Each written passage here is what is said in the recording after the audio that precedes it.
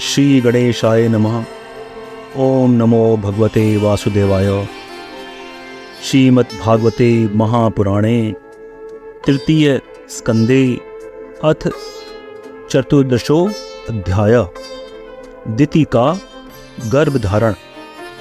श्री सुखदेव जी कहते हैं, राजन, प्रयोजनवश सूकर बने श्रीहरि की कथा को मैत्रेय जी के मुख से सुनकर भी भक्ति व्रतधारी विदुर जी की पूर्ण तृप्ति न हुई।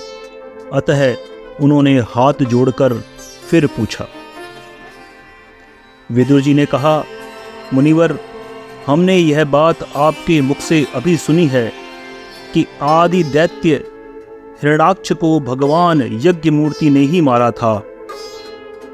ब्राह्मण, जिस समय भगवान लीला से ही अपनी दाढ़ों पर रखकर पृथ्वी को जल में से निकाल रहे थे, उस समय उनसे दैत्यराज हिरण्याक्ष की मुठभेड़ किस प्रकार हुई?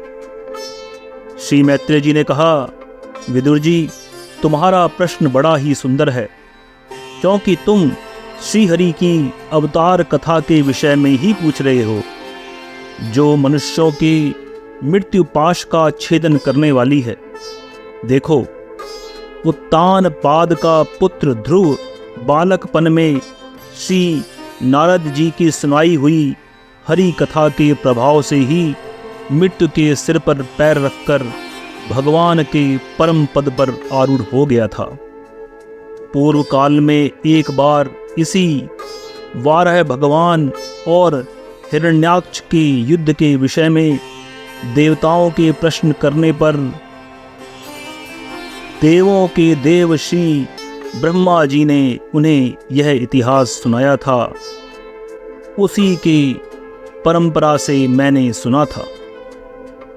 विदुर जी, एक बार दक्ष की पुत्री दिति ने पुत्र प्राप्ति की इच्छा से कामातुर होकर सायंकाल के समय ही अपने पति मरीचि नंदन कश्यप जी से प्रार्थना की। उस समय कश्यप जी खीर की आहुतियों द्वारा अग्निजिह्व भगवान यज्ञपति की आराधना कर सूर्यास्त समय जान अग्निशाला में ध्यानस्थ होकर बैठे थे। दिति ने कहा, विद्वन, मतवाला हाथी जैसे केले के वृक्ष को मसल डालता है, उसी प्रकार एक प्रसिद्ध धनुर्धर कामदेव मुझ अबला पर जोर जताकर आपके लिए मुझे बेचैन कर रहा है। अपनी पुत्रवती सौतों की सुख समृद्धि को देखकर मैं ईर्ष्या की आग से जली जाती हूँ। अतः आप मुझ पर कृपा कीजिए, आपका कल्याण हो। जिनके गर्भ से आप जैसा पति पुत्र रूप में उत्पन्न हुआ है, वे ही स्त्रियां अपने पतियों से सम्मानिता समझी जाती हैं। उनका सुयश संसार में सर्वत्र फैल जाता है।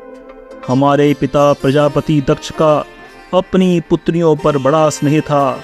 एक बार उन्होंने हम सबको अलग अलग बुलाकर पूछा कि तुम किसे अपना पति बनाना चाहती हो?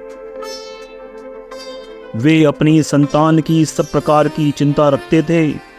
अतः हमारा भाव जानकर उन्होंने उनमें से हम 13 पुत्रियों को, जो आपके गुण स्वभाव के अनुरूप थी, आपके साथ ब्याह दिया। अतः मंगल मूर्ति कमल नयन, आप मेरी इच्छा पूर्ण कीजिए, क्योंकि हे महत्तम, आप जैसे महापुरुषों के पास दीन जनों का आना निष्फल नहीं होता। विदुर जी, दिति कामदेव के वेग से अत्यंत बेचैन और बेबस हो रही थी।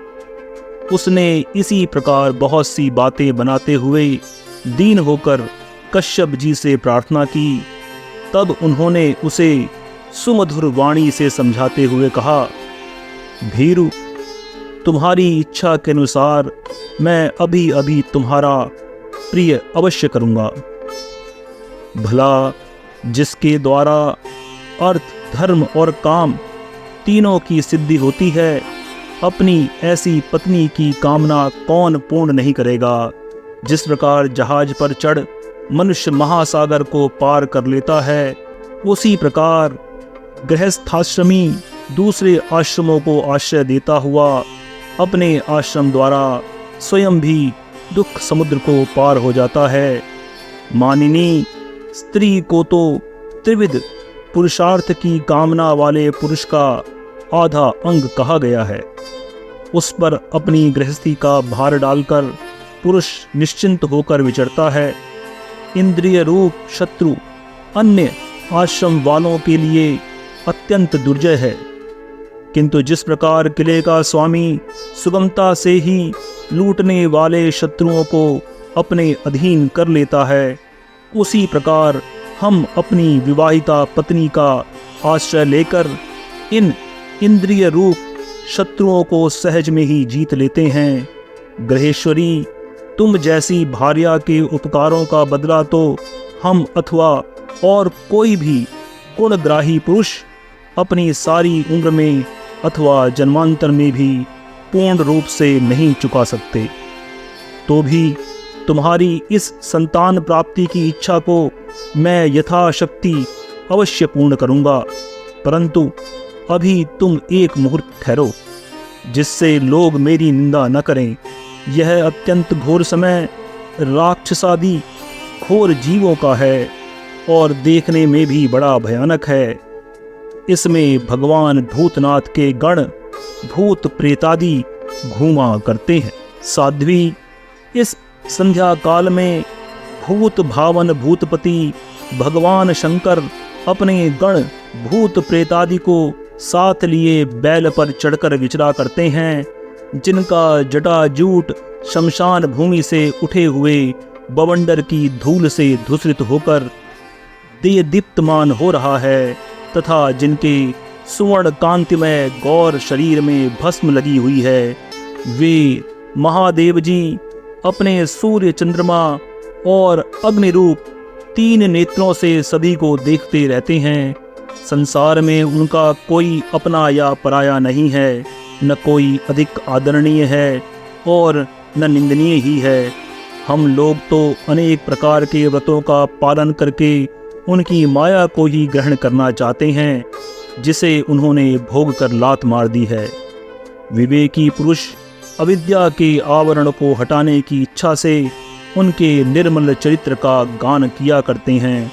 उनसे बढ़कर तो क्या, उनके समान भी कोई नहीं है और उन तक केवल सत्पुरुषों की ही पहुँच है। यह सब होने पर भी वे स्वयं पिशाचों का सा आचरण करते हैं। यह नर शरीर कुत्तों का भोजन है, जो अविवेकी पुरुष आत्मा मानकर वस्त्र आभूषण माला और चंदनादि से इसी को सजाते संवारते हैं। वे अभागे ही आत्मा राम भगवान शंकर के आचरण पर हंसते हैं। हम लोग तो क्या, ब्रह्मादि लोकपाल भी उन्हीं की बांधी हुई धर्म मर्यादा का पालन करते हैं।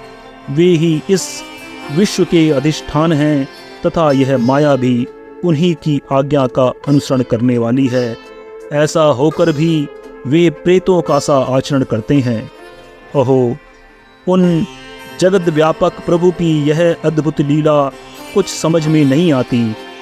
मैत्रेय जी कहते हैं, पति के इस प्रकार समझाने पर भी कामातुर दिति ने वैश्या के समान निर्लज्ज होकर ब्रह्मऋषि कश्यप जी का वस्त्र पकड़ लिया। तब कश्यप जी ने उस निंदित कर्म से अपनी भार्या का बहुत आग्रह देख दैव को नमस्कार किया और एकांत में उसके साथ समागम किया। फिर जल में जाकर स्नान, प्राण और वाणी का संयम करके विशुद्ध ज्योतिर्मय सनातन ब्रह्म का ध्यान करते हुए उसी का जप करने लगे। विदुर जी, दिति को भी उस निंदित कर्म के कारण बड़ी लज्जा आई। वह ब्रह्म ऋषि के पास जा सर नीचा करके इस प्रकार कहने लगी। दिति बोली, ब्राह्मण, भगवान रुद्र भूतों के स्वामी हैं। मैंने उनका अपराध किया है, किंतु वे भूत श्रेष्ठ मेरे इस गर्भ को नष्ट न करें। मैं भक्त वांछा कल्पतरु उग्र एवं रुद्र रूप महादेव को नमस्कार करती हूँ। वे सत्पुरुषों के लिए कल्याणकारी एवं दंड देने के भाव से रहित हैं, किंतु दुष्टों के लिए क्रोध मूर्ति दंड पाणी है। हम स्त्रियों पर तो व्याध भी दया करते हैं, तो वे सती पति तो मेरे बहनोई और परम कृपालु हैं, अतः वे मुझ पर प्रसन्न हो। श्री मैत्रेय जी ने कहा, विदुर जी, प्रजापति कश्यप ने सायकालीन संध्या वंदनादि कर्म से निवृत्त होने पर देखा कि दिति थर थर कांपती हुई अपनी संतान की लौकिक और पारलौकिक उन्नति के लिए प्रार्थना कर रही थी। तब उन्होंने उससे कहा, कश्यप जी ने कहा, तुम्हारा चित्त काम वासना से मलिन था, वह समय भी ठीक नहीं था और तुमने मेरी बात भी नहीं मानी तथा देवताओं की भी अवहेलना की। अमंगलमयी चंडी, तुम्हारी कोख से 2 बड़े ही अमंगलमय और अधम पुत्र उत्पन्न होंगे। वे बार बार संपूर्ण लोक और लोकपालों को अपने अत्याचारों से रुलाएंगे।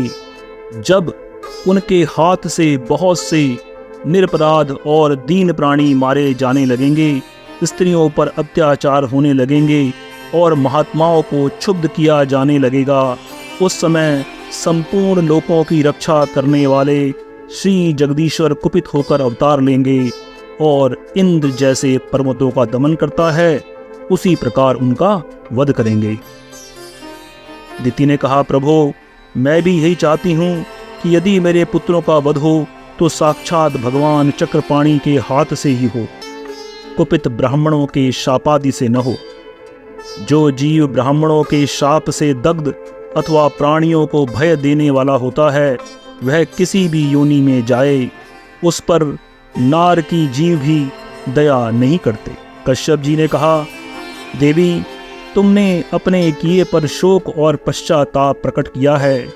तुम्हें शीघ्र ही उचित अनुचित का विचार भी हो गया तथा भगवान विष्णु, शिव और मेरे प्रति भी तुम्हारा बहुत आदर जान पड़ता है। इसलिए तुम्हारे एक पुत्र के 4 पुत्रों में से एक ऐसा होगा जिसका सत्पुरुष भी मान करेंगे, जिसके पवित्र यश को भक्तजन भगवान के गुणों के साथ गाएंगे।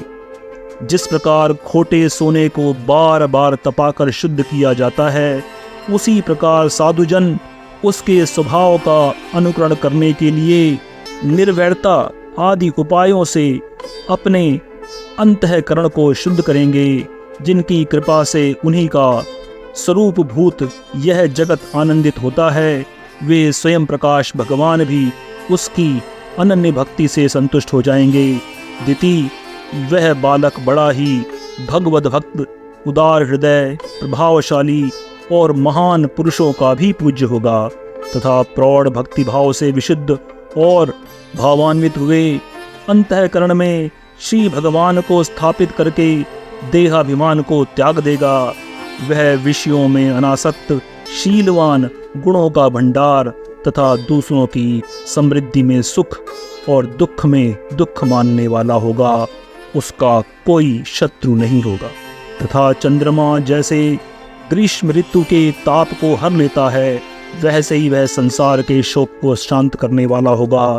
जो इस संसार के बाहर भीतर सब ओर विराजमान है, अपने भक्तों के इच्छानुसार समय समय पर मंगल विग्रह प्रकट करते हैं और लक्ष्मी रूप, लावण्य मूर्ति, ललना की भी शोभा बढ़ाते हैं तथा जिनका मुखमंडल झिलमिलाते हुए कुंडलों से सुशोभित है, उन परम पवित्र कमल नयन श्री हरि का तुम्हारे पौत्र को प्रत्यक्ष दर्शन होगा।